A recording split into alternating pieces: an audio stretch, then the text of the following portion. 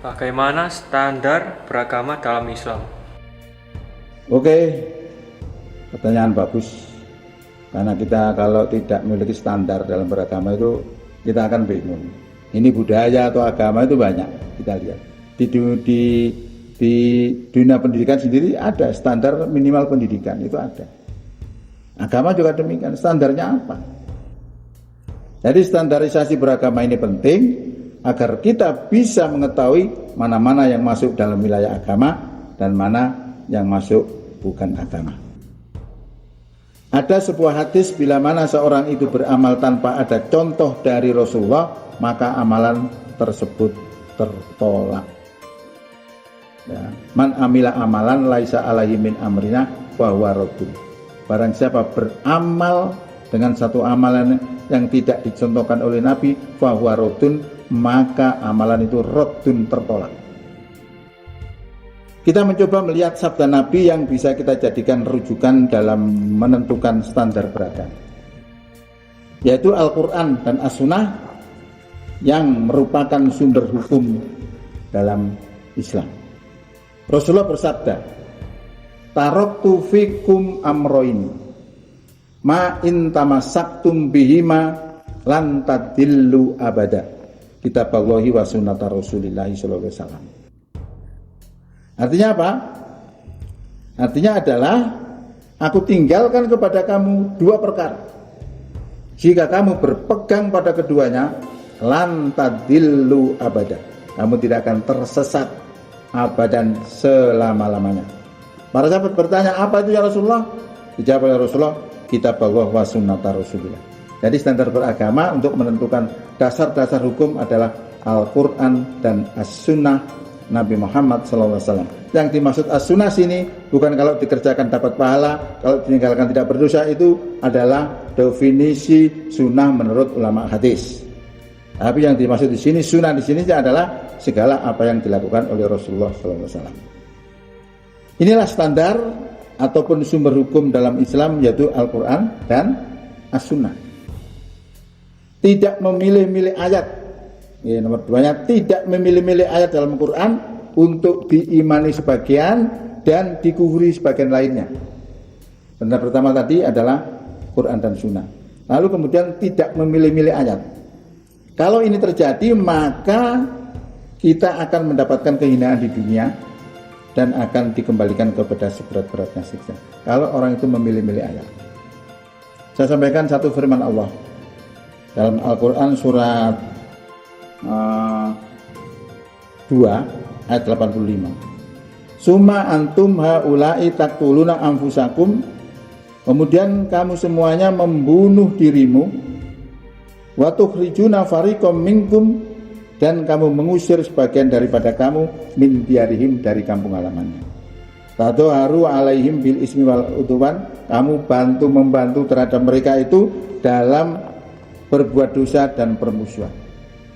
Wa iyatukum usara, jika mereka itu datang kepadamu sebagai tawanan, tufaduhum, kamu tebus mereka.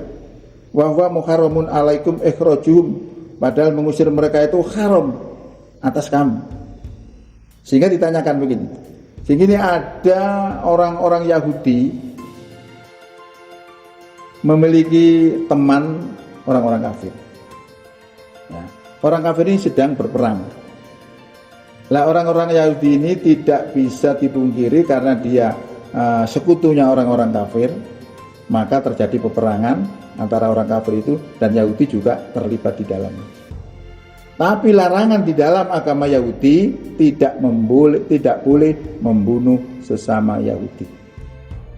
Nah, karena terjadi peperangan tidak bisa dihindarkan, justru Yahudi membunuh Yahudi itu terjadi. Padahal dilarang. Lah inilah yang dikatakan sebagai mengkufuri. Yang mungkin dalam pandangan kita itu bukan masalah agama, tapi di hadapan Allah beda. Ya, itu kita lanjutkan dulu. Kemudian aturan yang kedua, ketika Yahudi itu ditahan, maka dianjurkan untuk ditebus karena menjalankan aturan agama. Nah itu tidak terjadi. Itu terjadi, tapi yang membunuh tadi terjadi pembunuhan. Jadi sebagian diimani, sebagian dikufuri. Maka Allah bertanya, afatu'minuna bi ba'dil kitab wa takfuruna bi ba'd. Apakah kamu beriman kepada sebagian kitab dan kafir kepada sebagian lainnya? Ya itu tadi, sebagian diimani, sebagian dikufuri. Fama jazaa'u may yaf'alu dzalika minkum. Tiada balasan orang yang berbuat demikian di antara kamu illa khizyun fil hayatid dunya, kecuali kehinaan di dunia, wa yaumal qiyamati, dan pada hari kiamat yuraduna, mereka dikembalikan ila asadil azab, pada seberat-beratnya siksa, wa mallahu bighafilin amma ta'malun, dan Allah tidak lupa terhadap apa yang kamu kerjakan. Ini terkait dengan standar beragama. Jangan memilih-milih ayat. Semua ayat harus diimani dan harus dilaksanakan.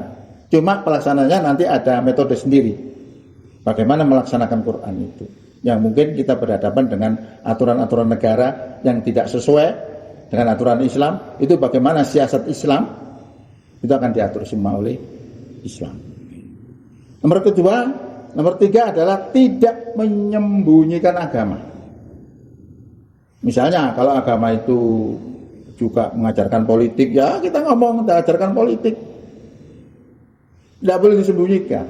Ya. Tidak menyembunyikan agama. Kalau ini terjadi maka akan dilaknat oleh Allah dan dilaknat oleh semua orang yang dapat melaknat.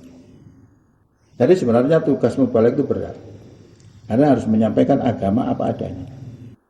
Ketika kita mengerti dan dibutuhkan untuk disampaikan kemudian kita sembunyikan, itu bahaya. Maka disebutkan di sini, innalladzina yaktumuna ma anzalna minal bayyinati wal huda.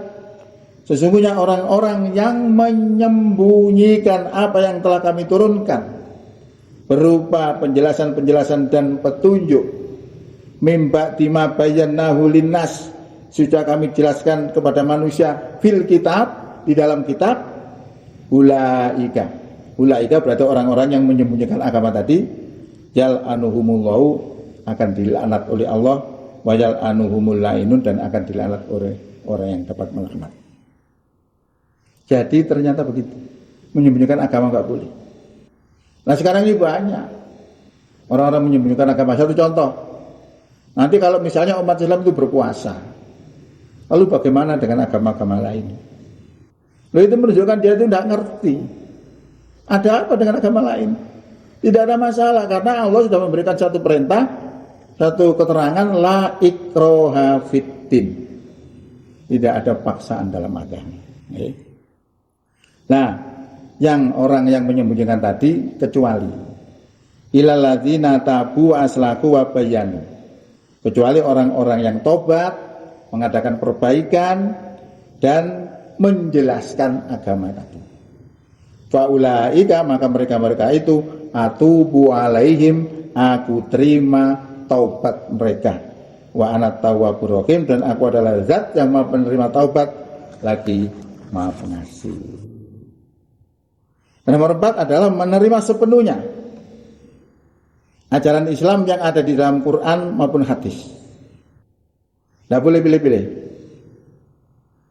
Dasarnya ada di dalam Quran, surat 24 ayat 51. Inna makana qaulal mu'minina,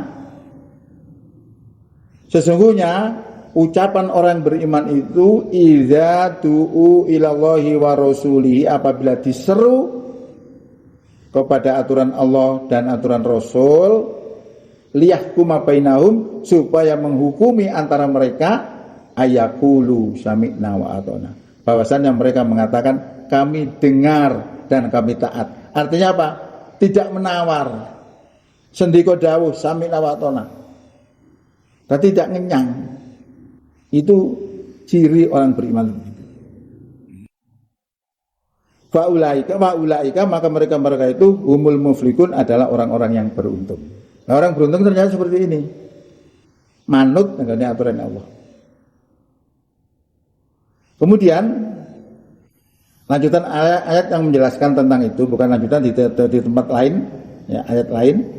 Wa ma kana lil mu'mini wala mu'minatin, tidaklah sepatutnya orang beriman laki-laki dan orang yang beriman perempuan, idza qadallahu wa rasuluhu, apabila Allah dan Rasulullah sudah menetapkan amron, suatu perkara, ayakuna lahumul khiyaratu, masih ada pilihan yang lain baginya, min amrihim, dari urusan mereka. Wa may ya'sillah wa rasulahu, barang siapa yang durhaka kepada Allah dan Rasulnya, faqad dhalla dhalalan mubina, sungguh telah sesat dengan kesesatan yang nyata. Jadi ini adalah standar kita beragama. Ada beberapa item ini seperti itu, dan itu harus dipahami oleh umat Islam. Mudah-mudahan manfaat. Bila taufik wal hidayah. Assalamualaikum warahmatullahi wabarakatuh.